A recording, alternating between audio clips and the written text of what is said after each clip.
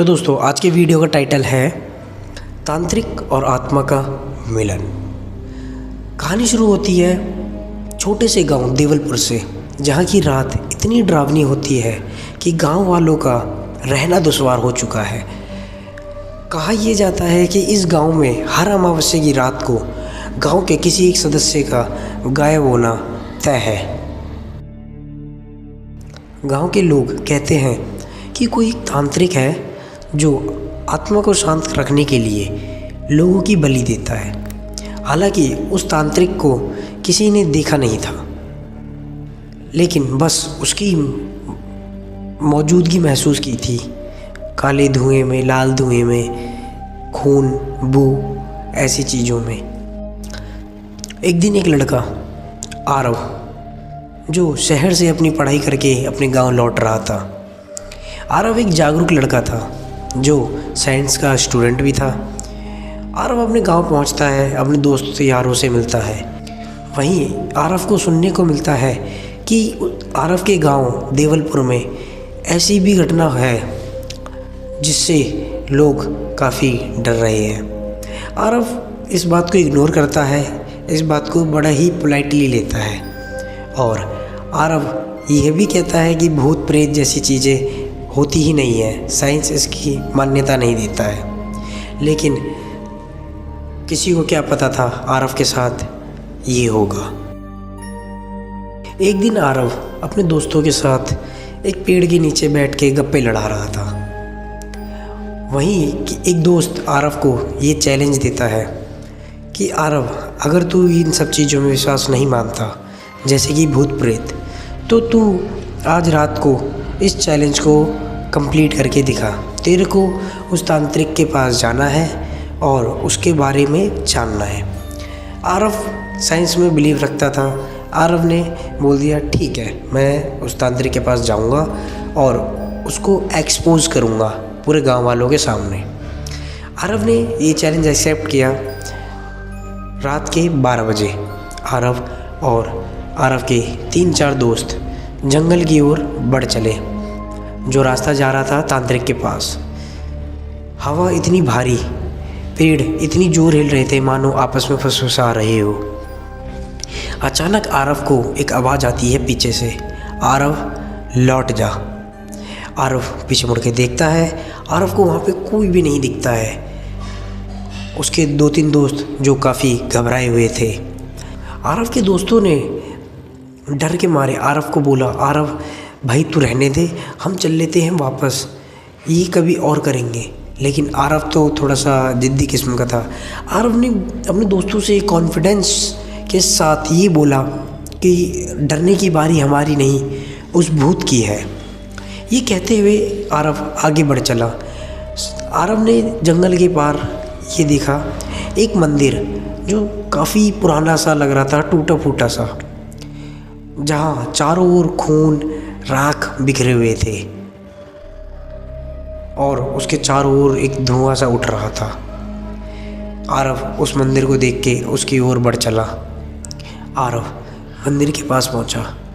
आरव ने देखा कि मंदिर के अंदर एक बूढ़ा तांत्रिक बैठा है। वह तांत्रिक जिसकी आंखें इतनी लाल मानो खून फेंक रही हो और उसके हाथ में एक कंकाल का खोपड़ी। ये देख आरव काफ़ी हैरान रहा, लेकिन उसने हिम्मत जुटाकर उस तांत्रिक से पूछा, तुम कौन हो और यहाँ क्या कर रहे हो? तांत्रिक ने आरव को इग्नोर किया, धीरे से स्माइल की और अपना चेहरा झुका लिया। तांत्रिक ने आरव को कहा, जो भी मुझे जानने आता है वह कभी भी वापस नहीं लौट पाता। आरव ने हंसते हुए उस तांत्रिक को कहा, क्या तुम पागल हो? तांत्रिक ने आरव को कहा, यही मजाक आज तुम्हारे खून का बलिदान होने का। दूर चांद से एक रोशनी आती हुई जो सीधा मंदिर में पड़ रही थी। अचानक ही तांत्रिक के एक मंत्र पढ़ने के बाद वह बुझ गई। अब हवा में काफ़ी लाश की संधाड़ दिख रही थी, जिसे देख आरव चीखा, तुम कौन हो? कौन है वह? अब एक औरत की लाश हवा में उड़ती हुई आरव के पास आ रही थी, जिसकी गर्दन उल्टी थी। आरव ये देख घबरा गया। ये देखकर आरव के दोस्त आरव को छोड़कर वापस गांव की ओर भाग गए। अब आरव भी भागने की सोच रहा था, लेकिन मानो जैसे वो वहाँ की ज़मीन से चिपक गया हो। अब आरव को देखकर वो तांत्रिक बहुत तेज से मंत्र पढ़ने लगा। वो कुछ मंत्र पढ़ रहा था। आरव के शरीर में एक अजीब सी हलचल बढ़ रही थी। आरव की आंखें काली पड़ रही थी। आरव का गला सूख रहा था। आरव का पूरा खून एक जगह इकट्ठा हो रहा था, मानो बॉडी के सेंटर में सारा खून इकट्ठा हो गया हो। अचानक तांत्रिक और तेज से मंत्र पढ़ने लगा। अब आरव के शरीर में हलचल और बढ़ गई। आरव को ऐसा लगने लगा कि अब मैं जल रहा हूँ। आरव के शरीर पे ऐसे निशान बनने लग गए जैसे आरव जल रहा हो। तांत्रिक ये देखकर अभी भी नहीं रुका, वो और मंत्र पढ़ने लगा। अगली सुबह गांव की नदी के किनारे खड़ा एक पेड़, उस पेड़ पे आरव की लाश मिलती है। लाश को देखकर गांव वाले अंदाज़ा लगा लेते हैं और कहते हैं कि आरव भी चढ़ गया उस तांत्रिक की बलि की भेंट। ये सब देखते हुए गांव वालों ने पुलिस स्टेशन में कंप्लेंट दर्ज कराई। पुलिस उसी मंदिर के पास पहुंचती है और देखती है कि उस मंदिर के अंदर कोई तांत्रिक नहीं, कोई ऐसे साक्ष्य नहीं जिससे पुलिस को हेल्प मिल सके। अचानक पुलिस की नज़र पड़ती है मंदिर की दीवार पे।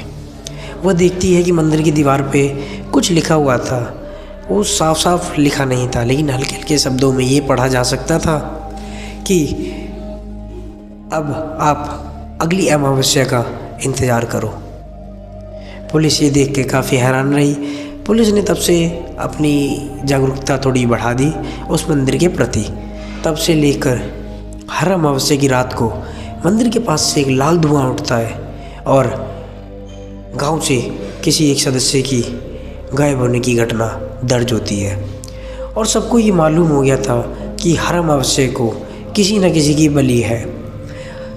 घर के बड़े सदस्य अपने बच्चों को बाहर खेलने कूदने दिया नहीं करते थे, अपने घर के अंदर ही रखते थे ताकि उसकी भी बलि ना दे दी जाए। तो दोस्तों, कैसी लगी आपको ये मिस्टीरियस कहानी? अगर आपको थोड़ी सी भी इंटरेस्टिंग लगी हो तो प्लीज़ लाइक, सब्सक्राइब और कमेंट करें, जिससे मेरे को एक मोटिवेशन मिलेगा और मैं नई नई वीडियो आपके लिए लाता रहूँगा।